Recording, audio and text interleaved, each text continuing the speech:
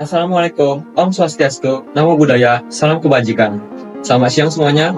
Di sini kami kelompok 1 akan menjelaskan multimedia dan virtual reality.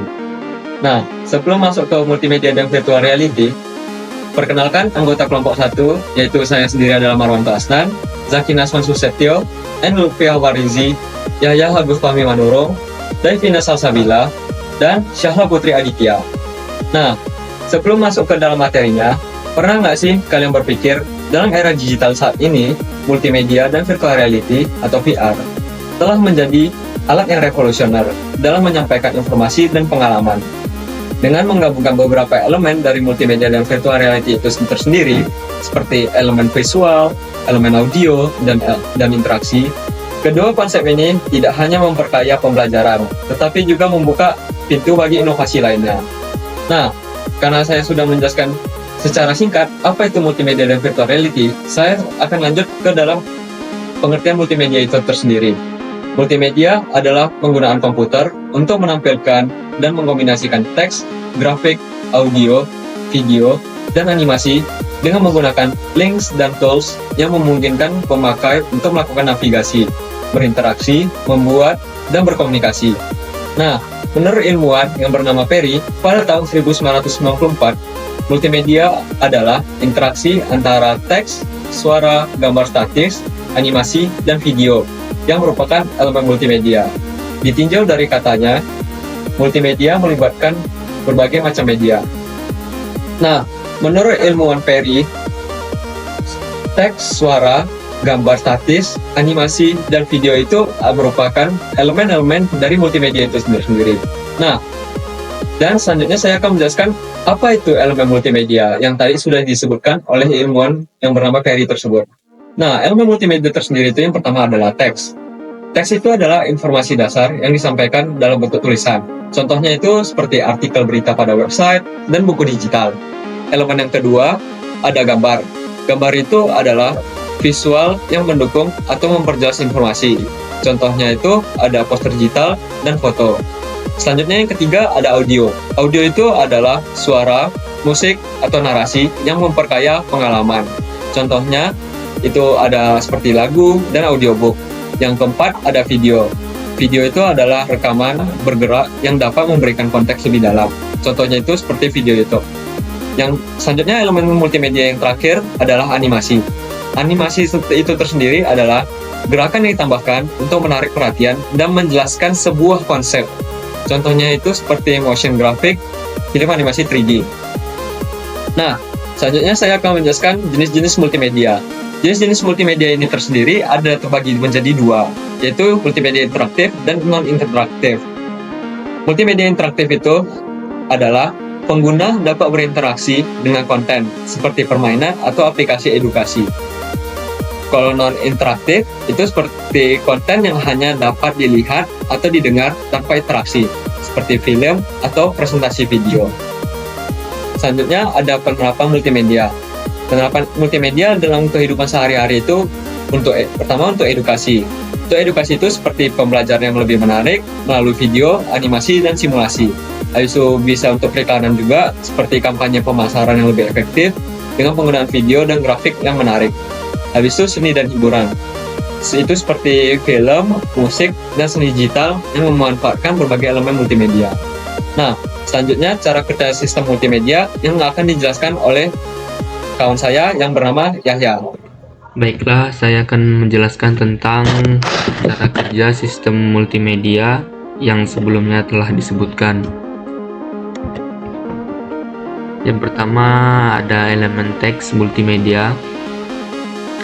Cara kerja elemen tersebut ialah pertama menginputkan pengetikan melalui keyboard, lalu diproses dan dikonversikan ke format digital ASCII atau Unicode, lalu akan menampilkan output di layar atau dicetak.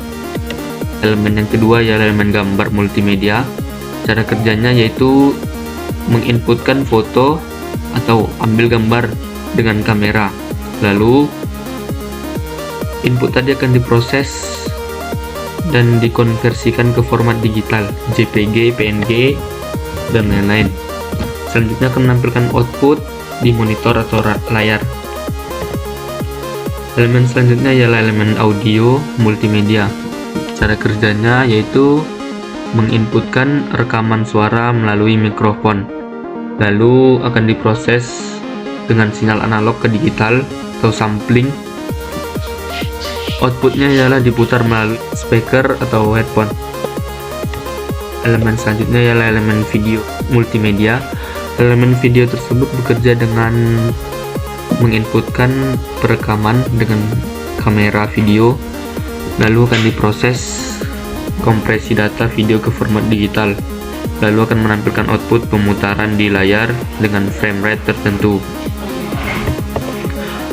Elemen selanjutnya ialah elemen animasi multimedia. Cara kerjanya ialah menginputkan pembuatan frame-frame gambar. Prosesnya ialah pengaturan timing dan pergerakan. Outputnya ialah menampilkan sequence dengan gambar secara berurutan. Selanjutnya, cara kerja sistem multimedia yang akan dilanjutkan oleh teman saya, Syahla. Cara kerja sistem multimedia. Gimana sih cara kerja sistem multimedia itu? Sistem ini tuh bekerja terintegrasi di mana data dari semua elemen disimpan dalam storage. CPU memproses data sesuai kebutuhan, RAM menyimpan data sementara saat pemrosesan, dan GPU membantu render grafis dan animasi perangkat output untuk menampilkan hasil akhir. Nah, di sini tuh ada contoh multimedia. Contoh multimedia tuh ada 6. Yang pertama itu ada media sosial. Contoh dari media sosial ini ada Instagram dan Facebook. Platform ini tuh menggabungkan teks, gambar, dan video untuk berbagi momen, berita, dan informasi dengan teman pengikut. Yang kedua ada aplikasi pesan. Contohnya tuh ada WhatsApp dan Telegram. Aplikasi ini tuh memungkinkan pengguna untuk mengirim pesan, teks, gambar, video, dan suara serta melakukan panggilan suara dan video. Yang ketiga, ada e-book dan audiobook. Contohnya tuh ada Kindle dan Audible. Aplikasi ini tuh memungkinkan pengguna untuk membaca buku digital atau mendengarkan buku dalam format audio dan memudahkan akses ke literatur juga. Yang keempat, ada streaming musik.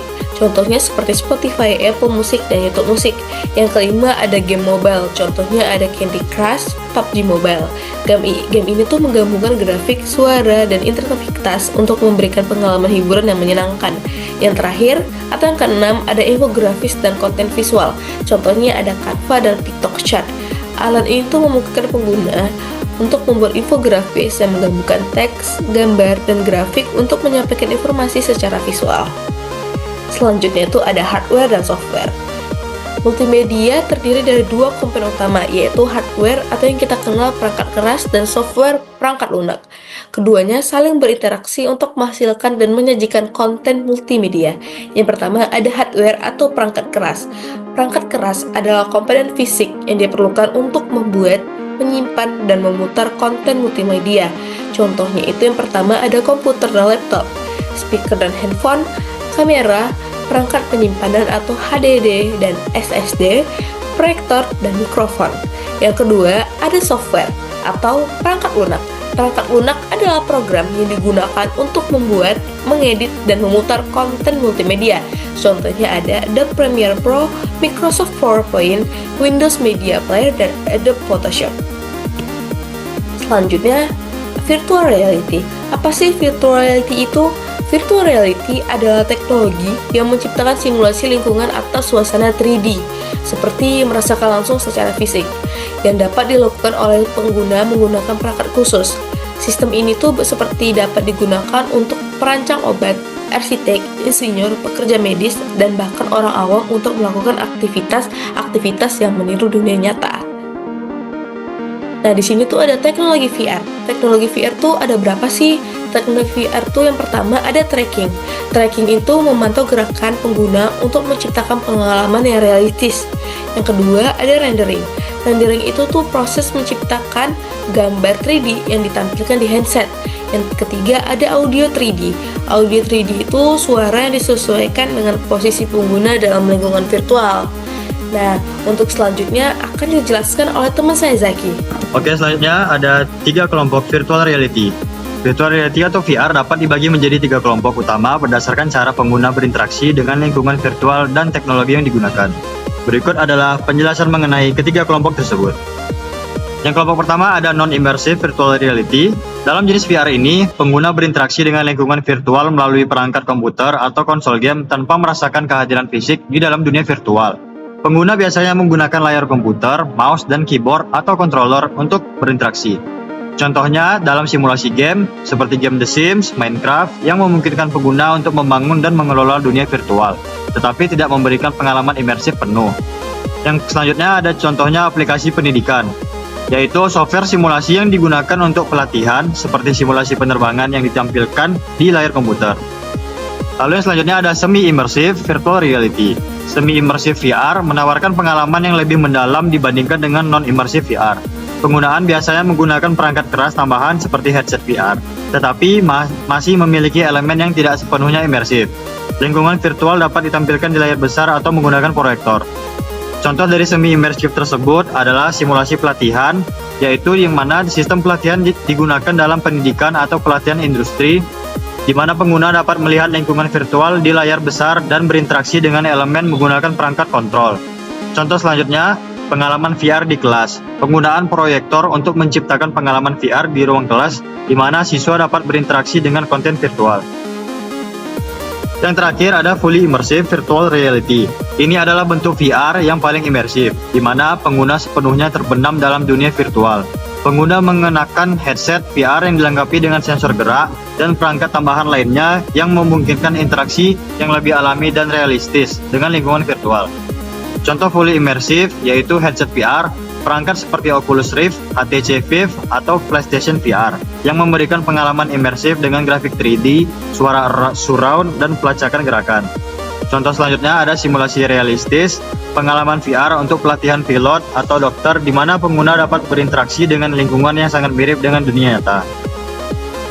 Oke, di sini kita ada beberapa komponen-komponen VR. Yang pertama ada controller. Apa itu controller? Controller VR pengertiannya ialah perangkat input yang memungkinkan pengguna berinteraksi dengan dunia virtual. Komponen-komponen di controller ini ada sensor gerak, ada tombol dan trigger, joystick atau touchpad, haptic feedback atau getaran, baterai isi ulang, LED atau marker untuk pelacakan posisi, dan konektivitas wireless secara Bluetooth. Selanjutnya ada headset VR. Headset VR ialah perangkat yang digunakan di kepala untuk menampilkan lingkungan virtual secara visual dan audio. Komponen-komponen yang terdapat di headset VR seperti layar display, biasanya berupa LCD atau OLED. Kedua, lensa optik untuk fokus dan medan pandang yang lebar. Selanjutnya ada sensor gerak, gyroscope untuk pelacakan kepala. Selanjutnya ada sistem audio berupa speaker atau headphone built-in. Lalu selanjutnya ada juga strap tali pengikat untuk kenyamanan di kepala. Selanjutnya yang ketiga ada walker VR atau treadmill VR. Walker ialah platform untuk memungkinkan pengguna berjalan atau berlari di tempat sambil bergerak dalam dunia virtual. Komponen di dalamnya ada platform gerak multi arah, sensor tekanan, sistem pengamanan atau harness yang diikatkan di bagian badan untuk menahan badan ketika bergerak. Ada sensor pelacakan posisi dan sistem kontrol elektronik. Lalu yang keempat, glove VR. Apa itu glove VR? Glove VR ialah sarung tangan khusus yang dilengkapi sensor untuk mendeteksi gerakan jari dan tangan ke dalam dunia virtual. Komponen dari glove VR ialah sensor band atau flex untuk pelacakan jari, sensor tekanan untuk deteksi sentuhan, aktuator haptik untuk umpan balik sentuhan, ada microcontroller untuk pemrosesan data, baterai, dan sistem konektivitas berupa wireless tanpa kabel. Lalu apa saja penggunaan dari perangkat-perangkat VR tersebut? Biasanya headset VR digunakan untuk hiburan dan gaming, seperti bermain game atau menonton film 3D. Lalu controller VR digunakan untuk mengontrol senjata dalam game FPS, pemilihan menu dalam interface, dan di bidang kreatif dan seni bisa digunakan sebagai untuk modeling 3D. Lalu walker digunakan biasanya untuk bermain game petualangan atau game perang yang berbasis open world. Bisa juga digunakan para militer dalam melakukan simulasi pertempuran. Lalu yang terakhir ada glove VR. Penggunaannya biasanya digunakan dalam medis dan kesehatan, seperti latihan prosedur bedah, terapi, dan rehabilitasi motorik halus. Sekarang saya akan membahas bagaimana cara kerja virtual reality. Virtual reality bekerja dengan menciptakan lingkungan simulasi yang dapat dilihat dan diinteraksikan oleh pengguna. Pengguna menggunakan headset VR yang menampilkan gambar dinamis, sementara sensor gerak dan pengendali memungkinkan interaksi dengan dunia virtual. Teknologi ini memanfaatkan prinsip persepsi visual dan audio untuk menciptakan pengalaman yang mendalam. Mari kita lihat cara kerjanya. Cara kerja headset VR. Headset VR adalah perangkat utama yang dikenakan di kepala pengguna, dilengkapi dengan layar yang menutupi bidang pandang dan sensor yang melacak gerakan kepala. Gambar yang ditampilkan mengikuti gerakan kepala secara real-time, menciptakan ilusi berada di dalam lingkungan virtual. Yang kedua, cara kerja sensor controller. Sensor yang terpasang pada headset melacak gerakan kepala dan sudut pandang pengguna. Controller, tangan atau alat kendali lainnya digunakan untuk berinteraksi dengan objek dalam dunia virtual. Sensor pada controller mendeteksi gerakan tangan dan jari, memungkinkan pengguna untuk melakukan tindakan seperti mengambil atau melempar objek. Yang ketiga, cara kerja prosesor grafis. Komputer atau perangkat lain yang terhubung dengan headset bertanggung jawab untuk memproses grafis dan informasi lingkungan. Prosesor grafis yang kuat menciptakan objek, tekstur, dan lingkungan visual dalam dunia virtual. Yang keempat, cara kerja audio 3D. Teknologi audio 3D digunakan untuk menciptakan pengalaman audio yang imersif. Suara dan efek suara dikirimkan dengan presisi spasial, sehingga pengguna dapat merasakan suara yang berasal dari arah yang tepat. Lalu cara kerja interaksi dan respons haptik. Pengguna dapat merasakan respons haptik seperti getaran atau sentuhan simulasi saat berinteraksi dengan objek. Beberapa sistem VR mendukung pelacakan tubuh, memungkinkan gerakan tubuh diintegrasikan ke dalam dunia virtual. Penerapan virtual reality. Penerapan virtual reality yang pertama itu dapat diterapkan dengan edukasi, yaitu dengan simulasi pelatihan untuk dokter, pilot, dan profesi lainnya. Lalu ada gaming, yaitu pengalaman bermain game yang imersif. Lalu yang ketiga, penerapan dengan pemasaran, yaitu dengan tour virtual untuk produk atau lokasi. Lalu ada penerapan terapi, yaitu dengan penggunaan VR dalam terapi untuk mengatasi fobia atau PTSD. Lalu ada kelebihan dan kekurangan dari VR. Pertama, kelebihannya yaitu memberikan pengalaman yang sangat mendalam, memungkinkan pengguna merasa seolah-olah berada di dunia virtual. Kedua, berguna dalam simulasi pelatihan, seperti pelatihan pilot, medis, atau militer tanpa risiko nyata. Ketiga, meningkatkan interaksi dalam pendidikan dan presentasi bisnis dengan menghadirkan elemen visual dan suara yang realistis. Lalu yang keempat yaitu mendukung kreativitas untuk bereksperimen dengan desain, arsitektur, dan seni secara bebas. Lalu ada kekurangannya. Yang pertama itu biayanya mahal dikarenakan perangkat VR dan infrastruktur yang dibutuhkan masih relatif mahal untuk kebanyakan orang. Lalu aksesibilitasnya terbatas karena tidak semua orang dapat menggunakan VR dengan mudah, seperti orang yang memiliki gangguan penglihatan atau masalah mobilitas. Yang ketiga, menyebabkan ketergantungan dan adiksi. Yang keempat, memerlukan ruang yang cukup besar untuk penggunaan VR yang aman, terutama untuk perangkat VR yang melibatkan pergerakan tubuh. Jadi kesimpulan yang dapat kita ambil dari semua materi ini ialah multimedia dan virtual reality adalah alat yang sangat kuat dalam menyampaikan informasi dan menciptakan pengalaman yang mendalam. Keduanya memiliki potensi untuk merevolusi cara kita belajar, bermain, dan berinteraksi dengan dunia di sekitar kita. Meskipun ada tantangan yang harus diatasi, masa depan multimedia dan VR menjanjikan inovasi yang dapat meningkatkan kualitas hidup dan pendidikan. Terima kasih. Mohon maaf bila ada kesalahan kata. Assalamualaikum warahmatullahi wabarakatuh.